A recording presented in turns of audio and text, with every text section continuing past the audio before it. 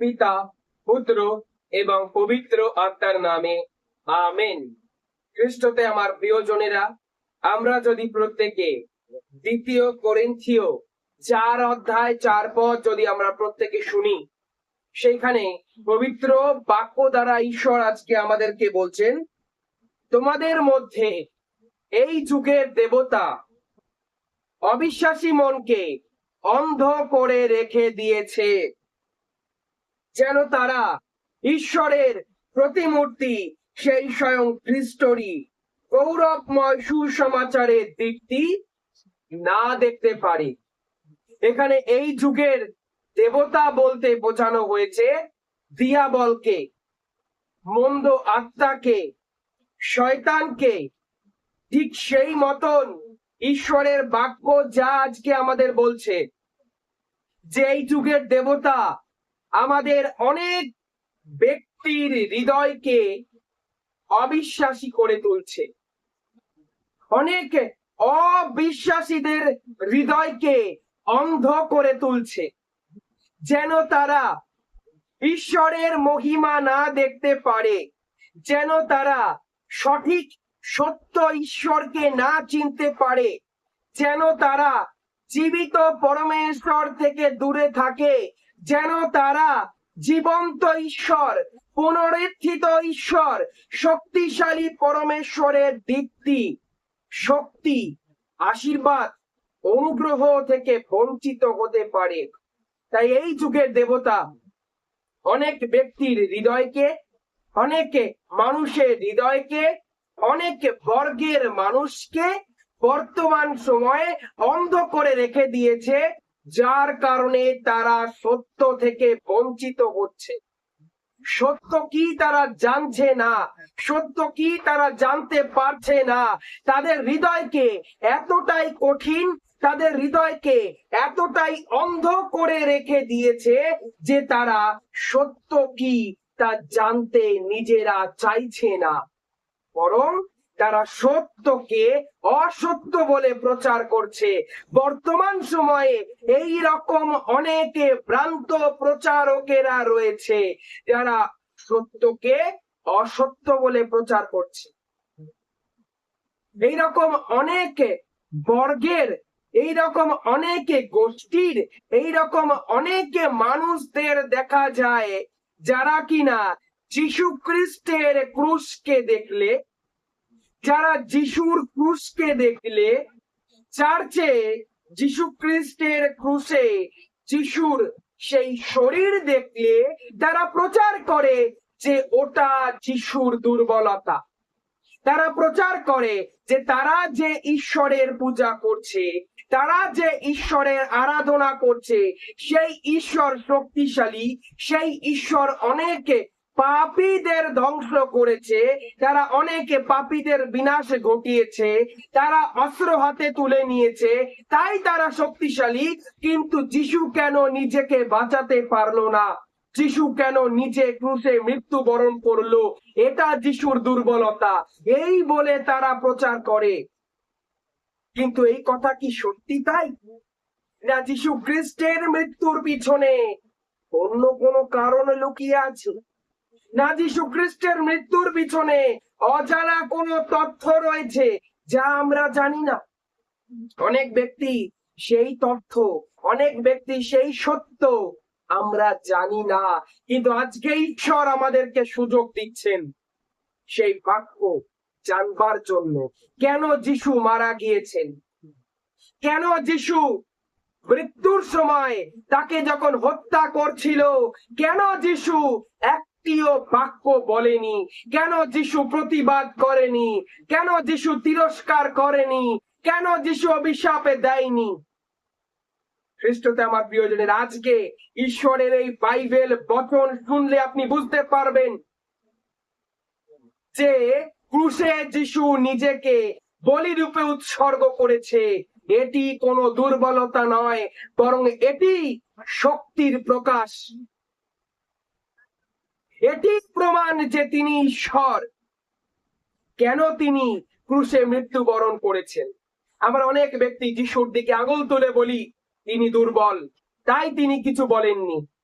ইসাইয়ার গ্রন্থ আমরা যদি পড়ি, ইসাইয়া 53 অধ্যায় 4 পদ, প্রত্যেকে পবিত্র বাইবেল খুলুন, সেইখানে বলছে, অথচ তিনি আমাদেরই যন্ত্রণা তুলে বহন করলেন, বরণ করে নিয়েছেন আমাদের যত কষ্ট। আর আমরা নাকি মনে করছিলাম তিনি প্রহরিত, পরমেশ্বর দ্বারা আঘাতগ্রস্ত, জর্জরিত। খ্রিস্টতে আমার প্রিয়জনেরা, আমরা অনেক ব্যক্তিরা মনে করছিলাম যে যীশু খ্রিস্ট, তার কোনো শক্তি নেই, তার কোনো পাওয়ার নেই। কেন যীশু নিজেকে নিজে বলি উৎসর্গ করলো ক্রুশে? খ্রিস্টতে আমার প্রিয়জনের, আজকে এই বাক্য, এই তথ্য ধ্যান দিয়ে শুনুন। This is very important for you. আজকে এই বাক্য আপনার জন্য অতি জরুরি। যদি আপনি যীশু খ্রিস্টতে ভালোবাসার মানুষ হয়ে থাকেন, যীশু খ্রিস্টকে বিশ্বাসী করে থাকেন, যীশু খ্রিস্টের বিশ্বাসী হয়ে থাকেন, তাহলেও আপনার এটি জানবার প্রয়োজন রয়েছে যেন আপনি অন্য ব্যক্তিকে ঈশ্বরের বাক্য দ্বারা সত্য জানাতে পারেন। আমরা অনেক ব্যক্তি যিশুকে মনে করি যিশু জর্জরিত, যিশুর কোনো শক্তি নেই, যিশু দুর্বল, তাই তিনি নিজেকে ক্রুশে তিনি দিতে দিলেন, মৃত্যুবরণ করলেন। আচ্ছা, আপনারাই বলুন, যে ঈশ্বরের একটি মাত্র মুখের বাক্যে ঝড় পর্যন্ত থেমে যাচ্ছে, যে ঈশ্বরের একটি মাত্র মুখের বাক্যে 5টা রুটি 2টো মাছ প্রচুর খাদ্যে পরিণত হয়ে যাচ্ছে, যে ঈশ্বরের মুখের বাক্যে রোগীরা সুস্থ হয়ে যাচ্ছে, যে ঈশ্বরের মুখের বাক্যে সমুদ্রের স্রোত থেমে যাচ্ছে, যে ঈশ্বরের শক্তিতে লোহিত সাগর 2 ভাগ হয়ে যাচ্ছে, সেই ঈশ্বর কি চাইলে পারতেন না ক্রুশ মৃত্যু থেকে নিজেকে নিজে রক্ষা করতে? কেন তাহলে তিনি করলেন না? তার পিছনে কারণ রয়েছে। পবিত্র বাক্য বলছে, পাপের মজুরি কেবল মৃত্যু। যিশু বলছে, আমি তোমাকে ভালোবাসি। যে আমাকে গ্রহণ করছে, যিশু বলছে, আমি তোমাকে ভালোবাসি। যে যিশুকে গ্রহণ করছে, যিশু বলছে, আমি তাকে ভালোবাসি। তার জীবনে পাপ রয়েছে, তার জীবনে আদি পাপ রয়েছে, যার কারণে তার জীবনে মৃত্যু অনিবার্য।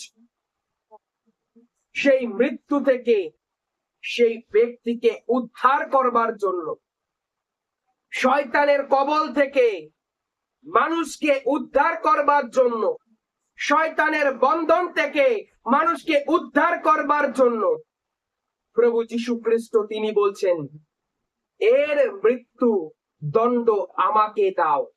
প্রভু যীশু কি বলছেন? যে এই ব্যক্তির মৃত্যু দণ্ড, এই ব্যক্তির পাপের শাস্তি এই ব্যক্তিকে ভোগ করতে হবে না, বরং এর পাপের শাস্তি আমি ভোগ করব। কতটা উদার মন ভাবুন যীশু খ্রিস্টে। যিশু বলছে যে আপনার পাপের জন্য আপনাকে দণ্ডিত হতে হবে না, আপনার পাপের জন্য আপনাকে মৃত্যুবরণ করতে হবে না, বরং যিশু বলছে, আমি তোমার পাপের জন্য নিজেকে নিজে উৎসর্গ করতে রাজি আছি। তাই যীশু খ্রিস্ট আমাদেরই কষ্ট, আমাদেরই পাপ, আমাদেরই সেই শাস্তি তিনি নিজে বরণ করে নিলেন। যিনি নিজে কখনো পাপ করেননি, যিনি পাপ জানেন না, যিশু নিজে শাস্ত্রীদেরকে চ্যালেঞ্জ করছিলেন। যিশু নিজে তাকে যারা ধরেছিল তাদেরকে বলছিলেন, যদি আমার কোনো পাপ থেকে থাকে, যদি আমার কোনো দোষ থেকে থাকে, তোমরা আমার দোষ খুঁজে দেখাও।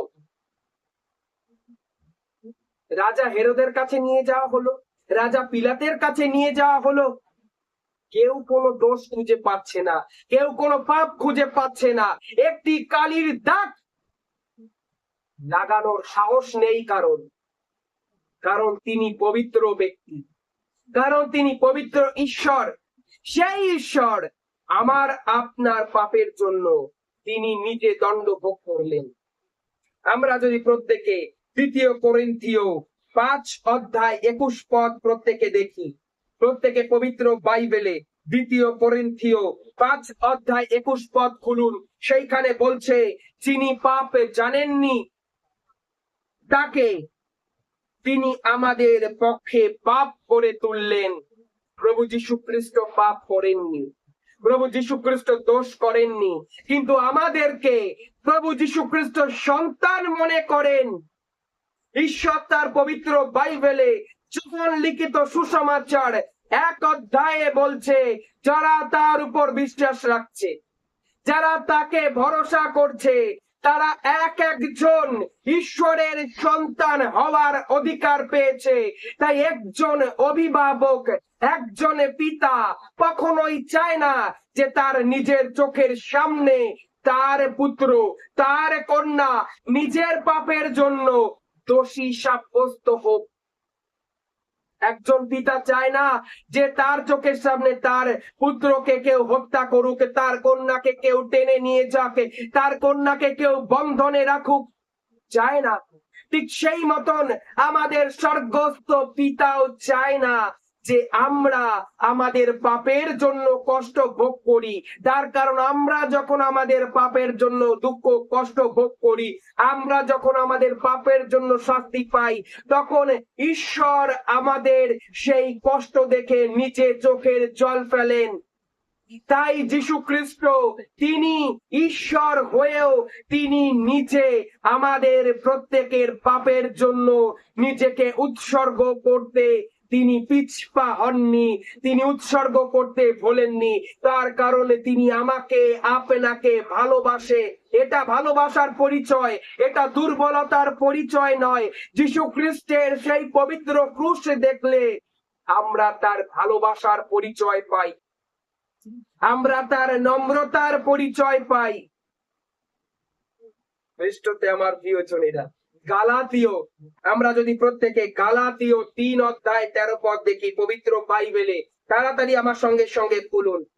গালাতীয় 3:13, সেইখানে পবিত্র বাক্য বলছে, খ্রিস্টই, যীশু খ্রিস্টই কেবল, সারা পৃথিবীতে আর কেউ নয়, কেবলমাত্র খ্রিস্টই, অন্য কোন ঈশ্বর নেই, কেবলমাত্র খ্রিস্টই মূল্য দিয়ে বিধানের অভিশাপ থেকে আমাদেরকে মুক্ত করলেন। কারণ তিনি আমাদের জন্য অভিশপ্ত হলেন। খ্রিস্টতে আমার প্রিয়জনেরা, পবিত্র বাক্য বলছে যে যিশু আমাদের জন্য মূল্য দিয়েছেন,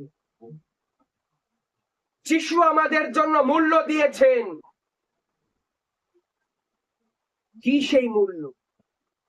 যিশু আমাদের জন্য সেই রক্তের মূল্য দিয়েছে। সেই রক্ত দ্বারা, যিশুর সেই পবিত্র রক্ত দ্বারা আমরা প্রত্যেকে, এভরিওয়ান, আমরা প্রত্যেকে মুক্ত হয়েছি আমাদের জীবনের সেই শয়তান যে আমাদেরকে বেঁধে রেখেছিল, যে বন্ধন সৃষ্টি করে রেখেছিল, সেই জায়গা থেকে আমরা মুক্ত হয়েছি।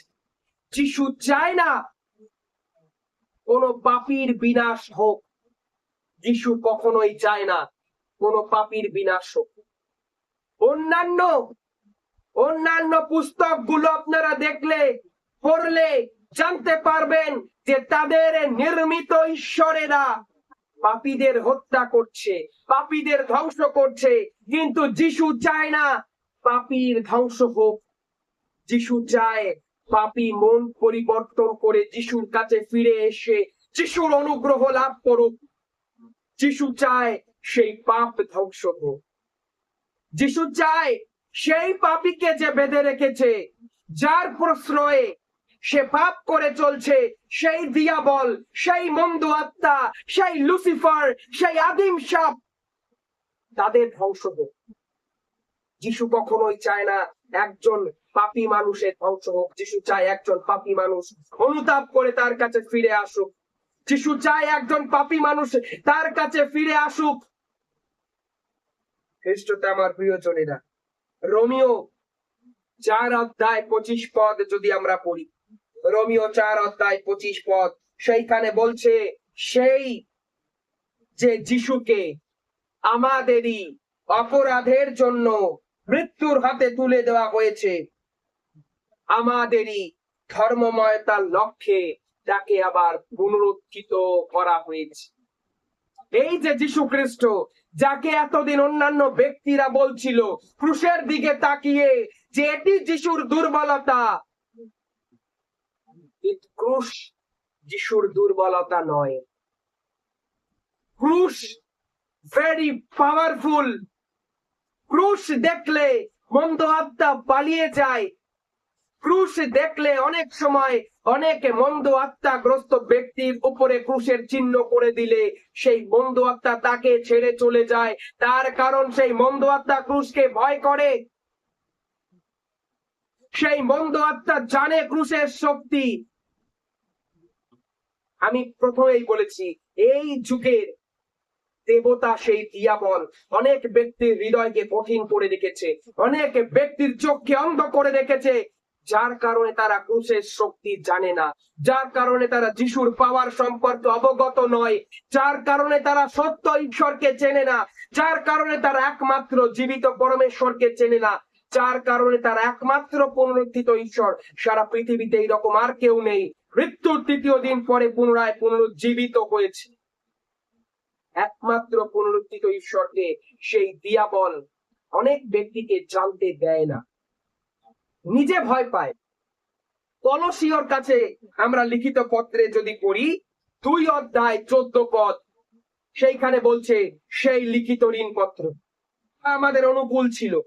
কলসীয় 2:14 পড়লে সেই লিখিত ঋণপত্র যা আমাদের প্রতিকূল ছিল তা মুছে ফেলেছেন এবং ক্রুশে বিধিয়ে দিয়ে তা বাতিল করেছেন। যত অধিপত্য ও কর্তৃত্বকে ক্ষমতা বঞ্চিত করে তিনি ক্রুশের জয়যাত্রায় সকলের চোখের সামনে তাদের শেষ দশা দেখিয়েছে। তাহলে আজকে আপনি বলুন, এই বাক্য শোনা আপনি বলুন, ক্রুশ দুর্বলতার প্রতীক না শক্তির প্রতীক? পবিত্র বাক্য বলছে, এই ক্রুশ দেখলে শয়তান নিজের বিনাশ দেখতে পায়, শয়তান নিজের মৃত্যু দেখতে পায়। ঈশ্বরের পবিত্র বাক্য আমি এই মুহূর্তে পড়ে আপনাদেরকে শোনালাম। পবিত্র বাক্য আবার আমি পড়ছি, সেইখানে কলসীয়র কাছে লিখিত পত্র 2:14 আপনাদের জন্য আমি আবার পড়ছি। Hallelujah, hallelujah.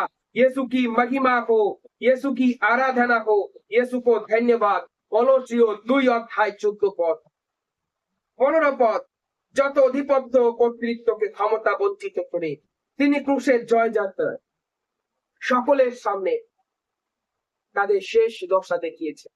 তাহলে আজকে আপনি বলুন, সেই মন্দ আত্মা, সেই দিয়াবল ক্রুশের দিকে তাকিয়ে নিজের শেষ দশা দেখতে পাচ্ছে। তাহলে এবার আপনি বলুন, সেই ক্রুশ দুর্বলতার প্রতীক না শক্তির প্রতীক? ক্রুশ শক্তির প্রতীক।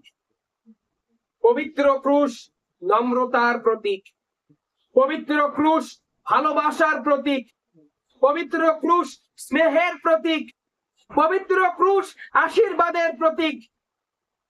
এই পবিত্র ক্রুশের দিকে তাকালে অনেক ব্যক্তির দুঃখ কষ্টগুলো মোচন হয়ে যায়। অনেক ব্যক্তির হৃদয় ভেঙে গিয়েছে, পবিত্র ক্রুশের দিকে তাকালে হৃদয় আবার ঠিক হয়ে যায়। তার কারণে এই পবিত্র ক্রুশের দিকে তাকালে অনুগ্রহ রয়েছে। পবিত্র ক্রুশের দিকে তাকালে আমরা আমাদের আশীর্বাদকে দেখতে পাবো। কিন্তু বন্ধু আত্মা, দিয়াবল, শয়তান, লুসিফার, তারা তাদের শেষ দশা দেখতে পারবে, তারা তাদের মৃত্যু দেখতে পারবে। তার কারণ যীশু খ্রিস্ট আমাদের জন্য, আমাদের পাপ থেকে মুক্ত করবার জন্য নিজেকে উৎসর্গ করেছেন ক্রুশে, যা শয়তান চাইতো না। শয়তান ভেবেছিল যিশুকে মৃত্যু দিয়ে দিলে, যিশুকে কোনোভাবে মৃত্যু বরণ করাতে পারলে আমি হয়তো জয়ী হয়ে যাব, কিন্তু শয়তান জানে না যে যিশু যেই মুহূর্তে ক্রুশ বরণ করে নেবে সেই মুহূর্তে শয়তানের রাজ্যর বিনাশ নিশ্চিত। সেই মুহূর্তে শয়তানের সিংহাসন কেঁপে উঠবেই উঠবে। শয়তান তা জানতো না, শয়তান তা জানতে পারেনি। ঈসাইয়া আমরা যদি আবার দেখি, ঈসাইয়া 53 অধ্যায়, আমার সঙ্গে সঙ্গে খুলুন। ঈসাইয়া 53 অধ্যায় 7 পদে বলছে, অত্যাচারিত হয়ে তিনি দুঃখ ভোগ স্বীকার করলেন, তবু মুখ খুললেন না।